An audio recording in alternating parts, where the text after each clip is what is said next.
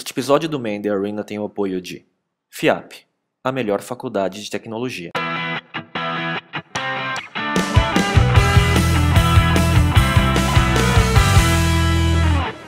Olá, esse é o Man the Arena número 37 e eu sou o Miguel Cavalcante.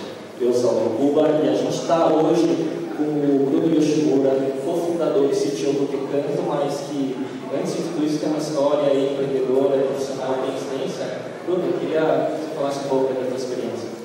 Primeiramente, obrigado, é um prazer estar aqui com vocês, acompanho vocês faz muito tempo, gosto muito desse modelo. Eu fiquei mais feliz em saber que eu estou com um público de TI, que é a área que eu sempre fui, e é a área que eu mais gosto de conversar com as pessoas, porque eu acredito que empreender sendo de TI hoje é muito mais fácil do que ser um administrador ou ser um engenheiro.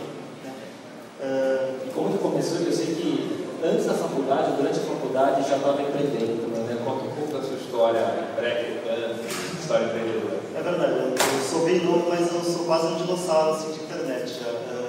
Em 98, meu pai ajudou a lançar a primeira startup da Abril de internet, e ele chegou em casa com um CD de FrontPage de 98, que era um software para você fazer sites. Ele falou, por que você não dá uma olhada, vai que você gosta? E eu acabei me apaixonando assim, pela ideia de você desenvolver alguma coisa, mandar no ICQs as pessoas virem, né? Porque naquela época a ICQ era como a gente se comunicava.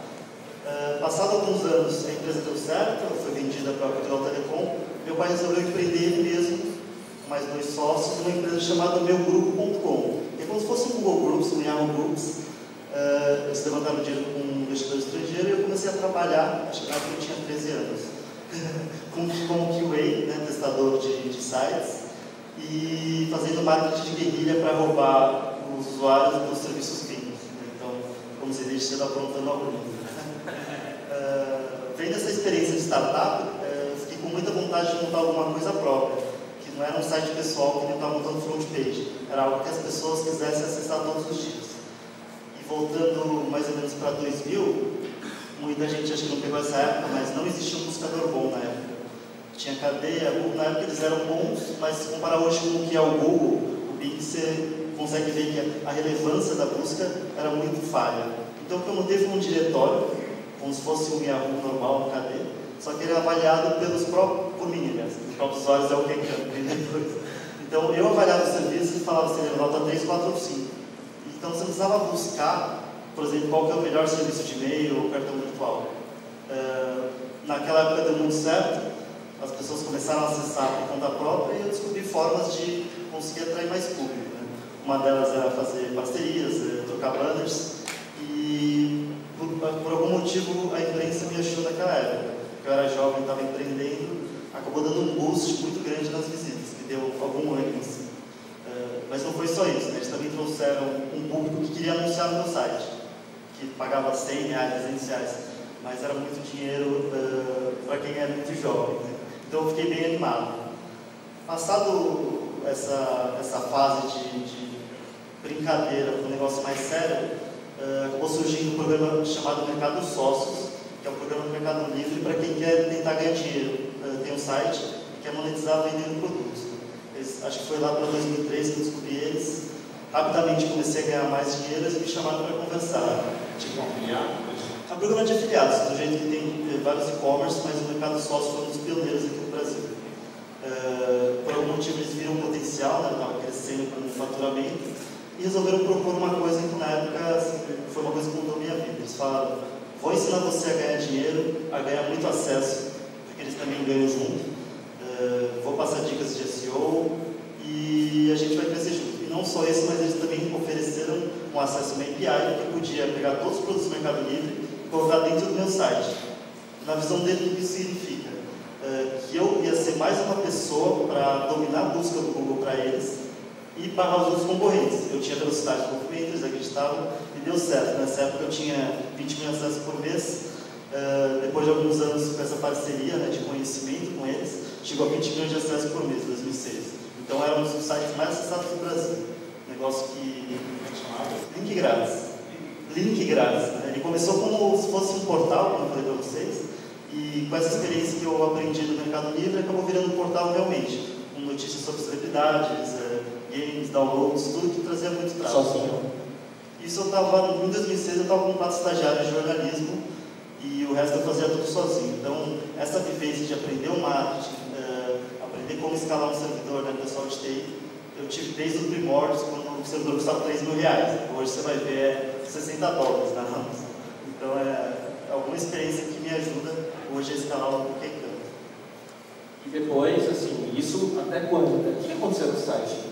Na verdade, tem que voltar na história que em 2001 eu estava usando um sistema de troca de banner chamado Banner Link. Esse é um negócio que você coloca o código no seu site, aparece o banner de um parceiro e você aparece no banner do parceiro.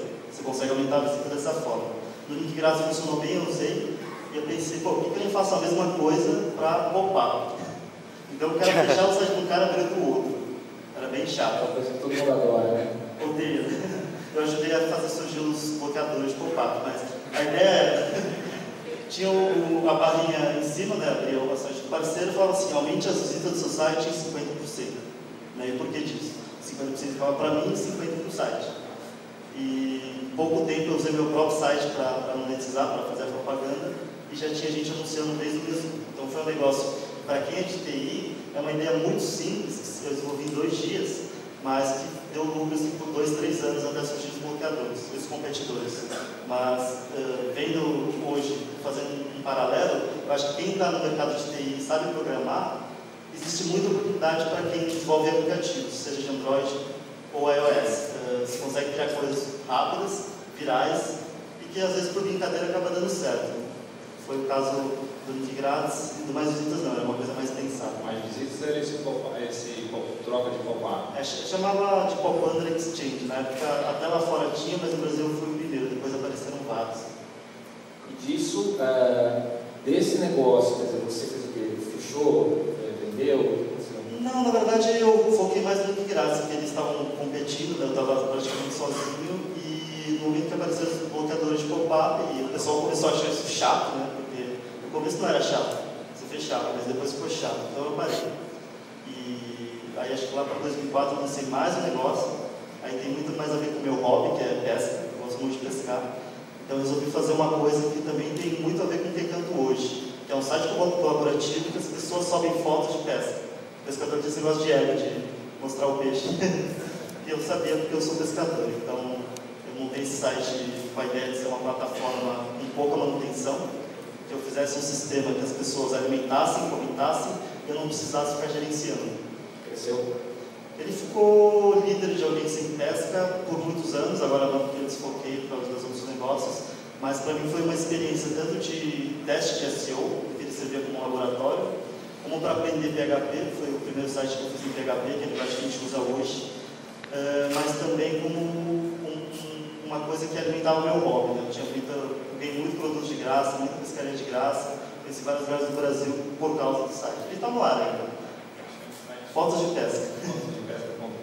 .com.br. Eu estou vendo que se a gente tiver 1 hora aqui, a gente vai ter umas 50 startups no Recanto que eu não deve ter criado, né? Não, essas foram histórias mais rápidas, mas eu gostei de contar assim, mais visitas porque é uma ideia realmente muito simples, para provar que qualquer um poderia fazer sem recurso, mesmo naquela época que o recurso era mais caro. Né?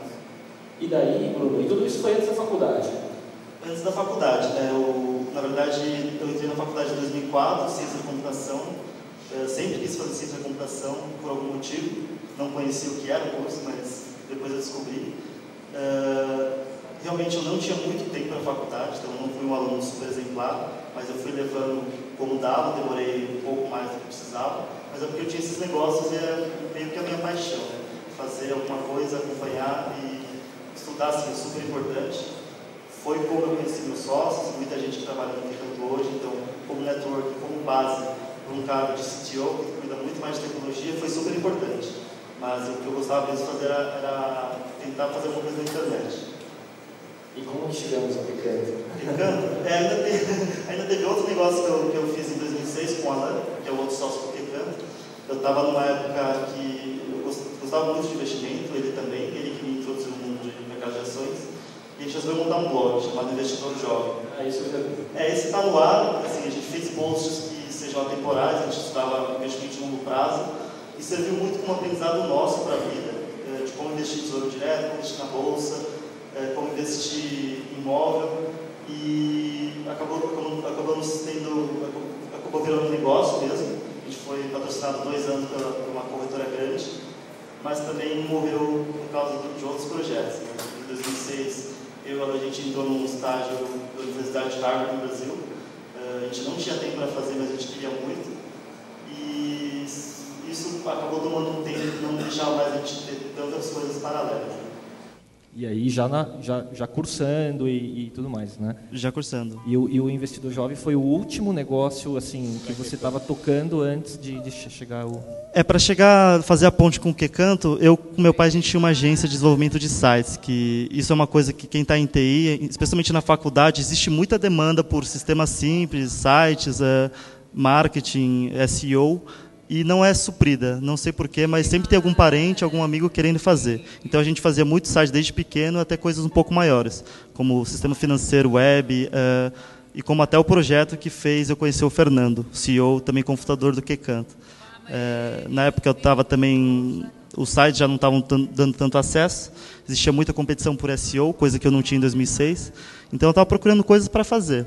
Conheci o Fernando através da faculdade, e ele estava empreendendo na área de construção. Ele estava com uma fábrica de esquadrias de PVC. Então, você vai montar a sua casa, você precisa de janela e porta. Tinha montado um site, precisava de alguém para divulgar. Então, ele me encontrou, eu fiz o serviço para ele, deu bastante resultado. Depois, a gente começou a conversar sobre diversos assuntos.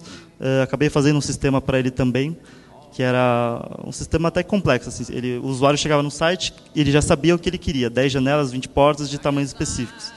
Ele queria um sistema que precificasse em tempo real e mandasse orçamento por e-mail, para ganhar de todos os concorrentes que têm aquele atraso de uma semana para mandar. Então, a gente acabou montando esse negócio, pegando os custos fixos da empresa, custos variáveis, impostos, etc., e acabou rolando.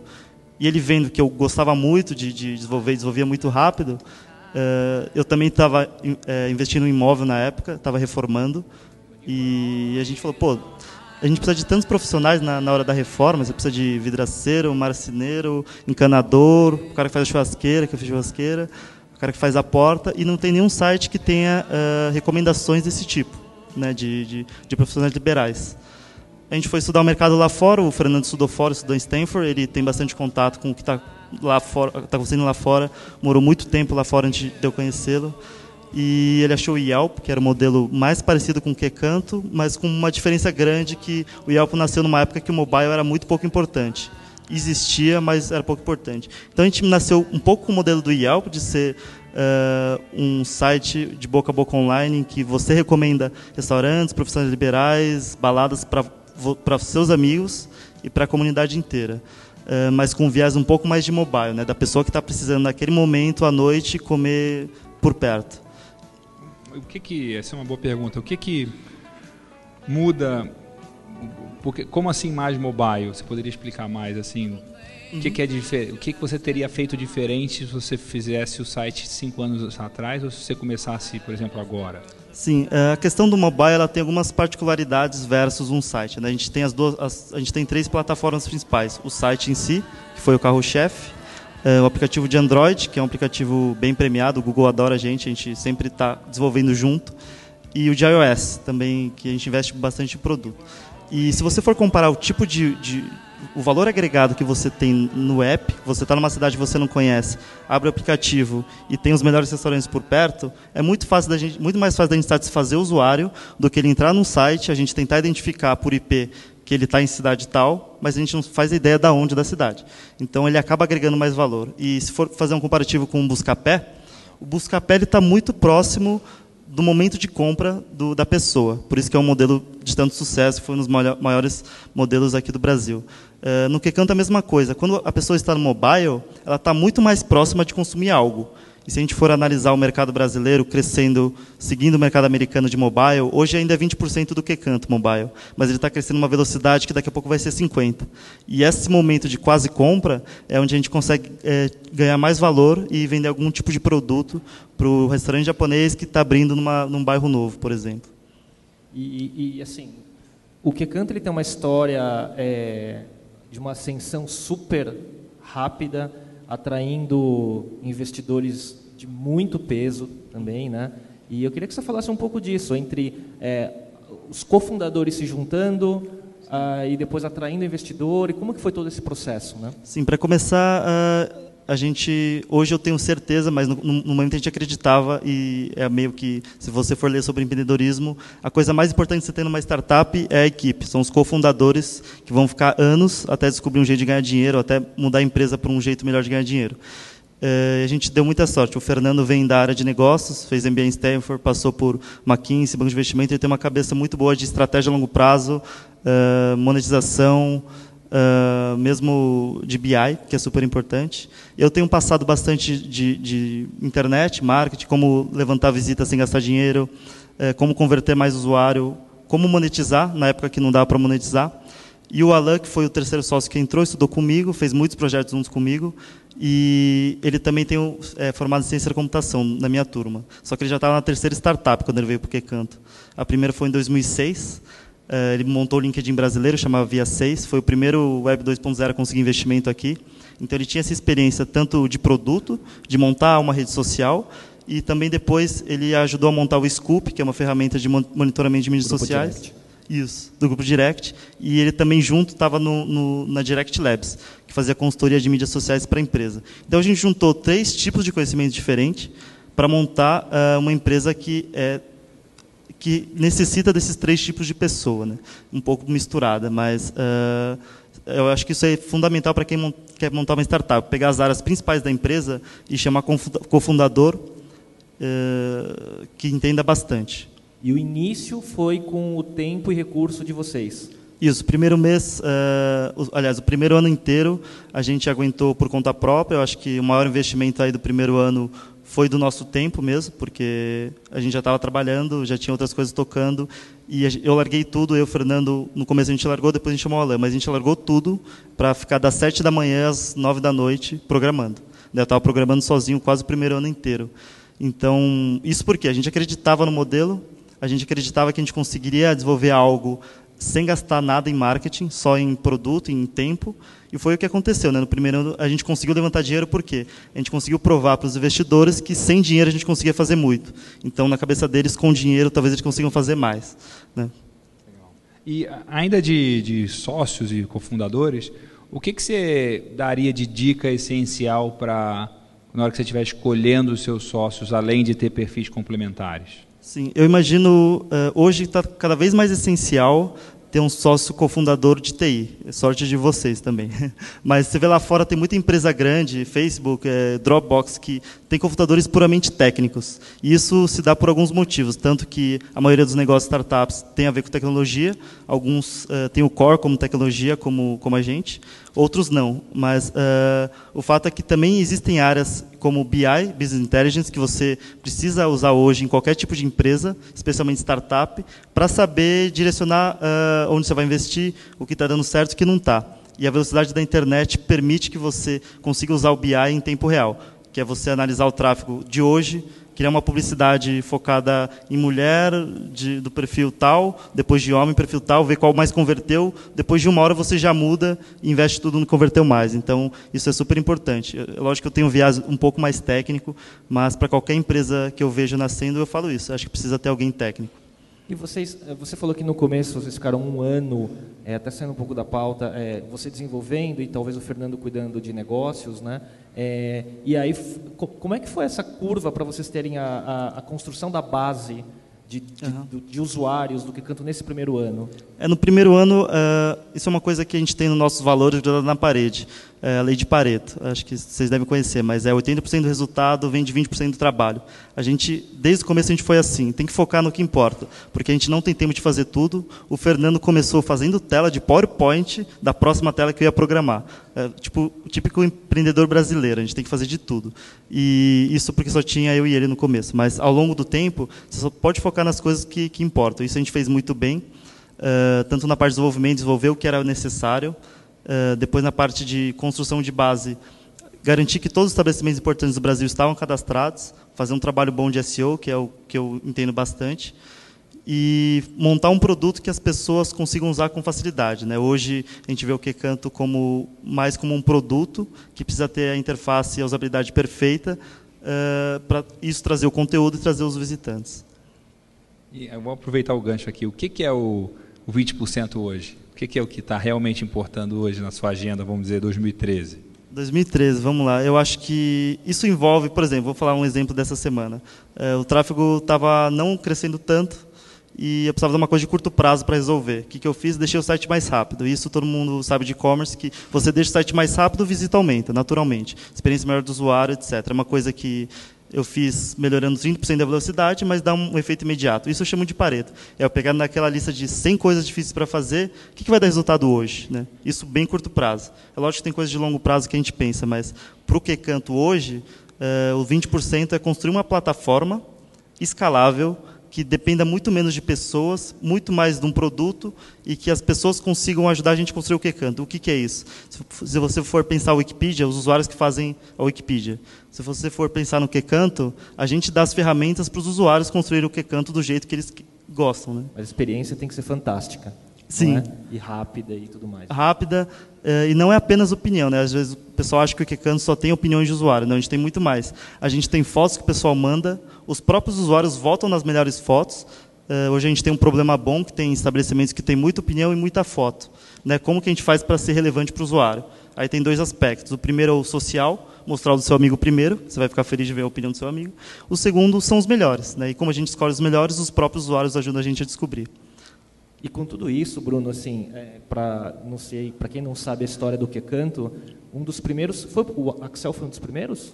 A gente teve uma rodada de investimento anjo, que foi de 2 pessoas, um sócio de fundo de investimento e o Florian Otto, que é o CEO era o CEO do Groupon Brasil quando nasceu.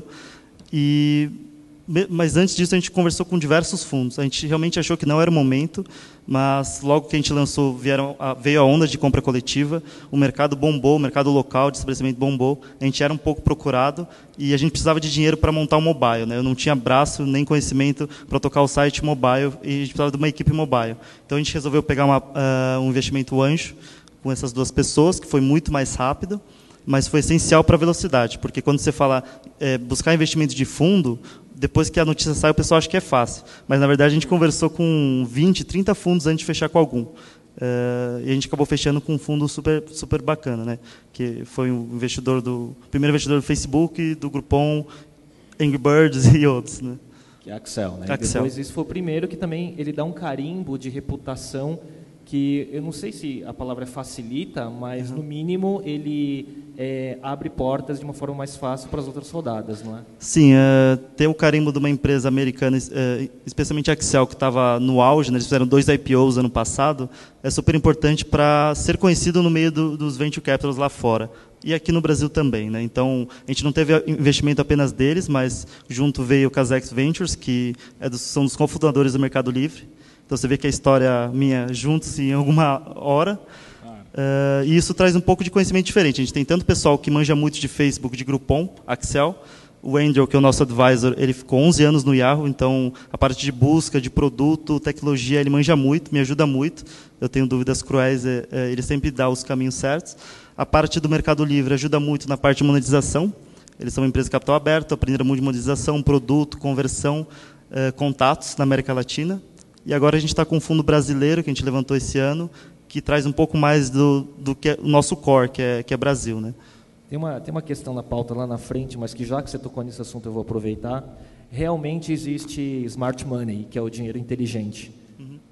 Os fundos eles realmente ajudam no dia a dia, com conhecimento, com mentoring, abrindo portas, você vê isso? Sim, isso é uma coisa que a gente percebeu. Existe uma grande diferença entre o fundo brasileiro e os americanos. Isso a gente percebeu e foi um dos motivos para a gente não ter fechado a primeira rodada aqui, porque a gente teve propostas, mas a grande diferença é que lá eles confiam nos empreendedores e querem te ajudar. Eles falam, a gente acredita no que vocês fazem, não vamos interferir, mas isso aqui seria uma coisa legal de fazer, isso aqui você deveria medir desse jeito. Então, eles são muito mais conselheiros, advisors, do que investidores. Por quê? Porque eles têm 100, 500 empresas investidas, eles não têm tempo para cuidar de uma ou de outra, e a conta deles é muito diferente. Assim, eles investem em 100 empresas, uma vai ser igual ao Facebook, vai explodir, 10 vão dar dinheiro, as duas vão dar errado. Então, a conta para eles fecha. Um fundo brasileiro não. Ele tem 10, 20, 30 empresas. A maioria tem menos de 30. Mas corre esse risco de ele ter que acertar pelo menos uma em 10 tentativas, que é bem difícil. Então, eles focam muito em empresas crescentes, eles são muito mais rígidos em questão de conselhos para a empresa, eles querem dinheiro logo, e isso não dá certo, né? Ainda mais uma empresa do QCanto, como o QCanto, que não é um e-commerce, não é uma coisa, um modelo provado, que é fácil de dar conselhos. É um modelo muito mais complexo e de longo prazo. O que você acha que é o principal desafio, assim, no momento atual que vocês estão para empresas? O QCanto está no mercado em que existem empresas monetizando, ganhando dinheiro de uma forma que satisfaça o usuário que está usando, o estabelecimento e a própria empresa, mas a maioria dos modelos que tem lá fora, eles não são escaláveis e precisam de muito dinheiro para rodar, uma força de vendas muito grande. Isso porque eles não acharam ainda um produto que seja perfeito para os 3 lados. Perfeito, eu digo, todo mundo queira usar. O anunciante, o local e a pessoa que acessa. Isso a gente viu muito em compras coletivas, né?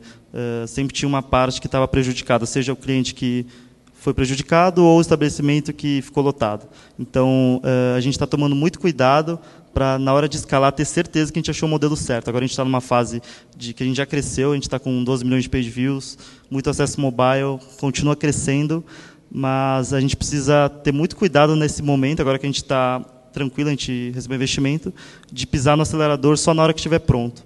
E vocês já se expandiram para a América Latina, não é? Sim, a gente abriu Argentina e Chile um pouco mais fortes. México a gente chegou a abrir, mas não deu muito certo. Isso não só porque a gente viu oportunidades no mercado, mas porque o Fernando, quando eu estava no primeiro mês, ele virou para mim e falou, cara, a gente tem que construir um negócio grande. Eu falei, tá bom, vamos pensar grande. Só que ele falou, por que você não lança a primeira versão internacionalizável? Tipo, eu já estava me matando, né, para lançar, e desde o começo a gente já fez uma plataforma que pudesse abrir em outros países. Multidioma e com subdomínios de outros países. Então a gente lançou em Portugal e foi muito rápido de lançar na Argentina. Agora, a pedido de usuários, a gente abriu em outros lugares do mundo, Estados Unidos, Europa, mas porque existia a demanda de usuários querendo, tipo, eu vou viajar, eu quero muito escrever da Disney, vocês têm que abrir. Então a gente acabou abrindo. E assim, em outros lugares fora do Brasil, vocês estão indo bem também? Como é que você, o que é o segundo melhor, não em tamanho do mercado, mas em que você acha que a penetração é muito boa, assim?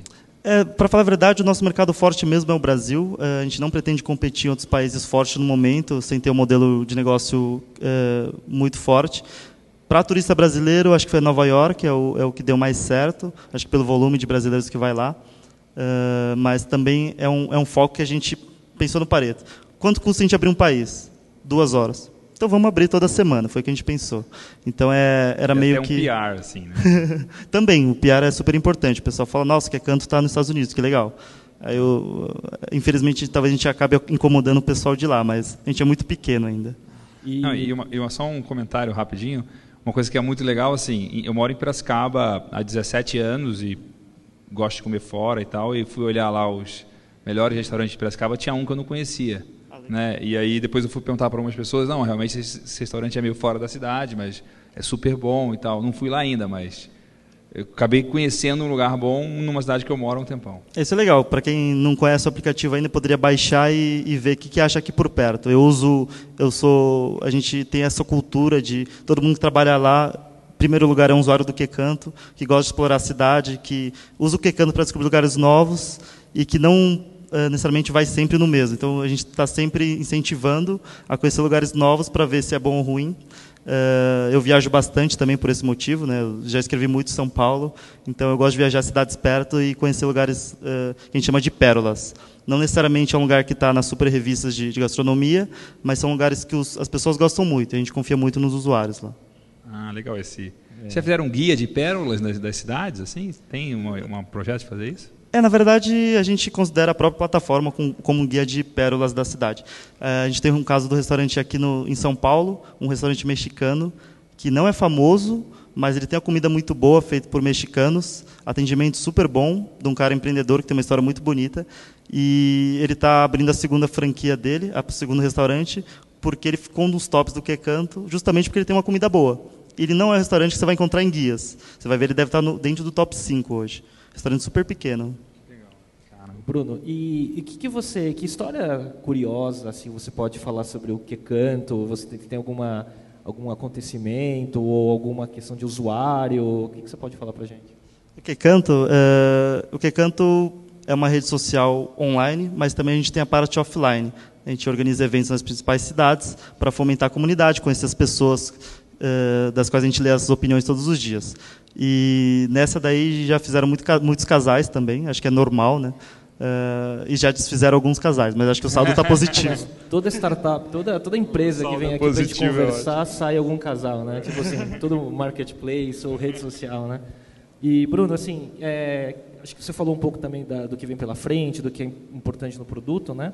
E chegando no final, para o nosso pessoal, eu queria que você compartilhasse que lição de empreendedorismo você quer falar para o nosso público que está aqui presente no auditório e na internet. Acho que para o público de TI, eu gosto sempre de falar que vocês são a parte mais difícil de achar hoje numa startup. Eu que faço processo seletivo no QCanto e a gente procura pérolas. Vocês têm que usar isso para montar seu próprio negócio. E hoje está muito mais barato do que na época que eu comecei. Na época que eu comecei, um servidor era R$3.000, agora é $60. Além disso, existem formas de você não gastar dinheiro testando modelos de negócio, né? Tem gente que vai abrir, sei lá, uma loja que vende pneus e entrega na sua casa. Você não precisa abrir uma loja dessa para saber se dá certo. Você pode comprar publicidade, fazer um site falso e ver se deu certo. Se deu, você vai lá e monta. Então, usem dessa inteligência e desse baixo custo para tentar empreender agora.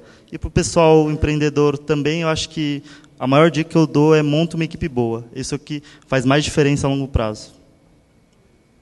Muito bom, excelente ter você aqui, Bruno. Obrigado pela disponibilidade, pela compartilhar o aprendizado. Acho que o grande objetivo do Man the Arena é a gente conversar e aprender e ver o que as pessoas estão fazendo. Esse é o Man the Arena. Obrigado, Bruno. Obrigado. Até a próxima. Até a Obrigado, próxima. pessoal.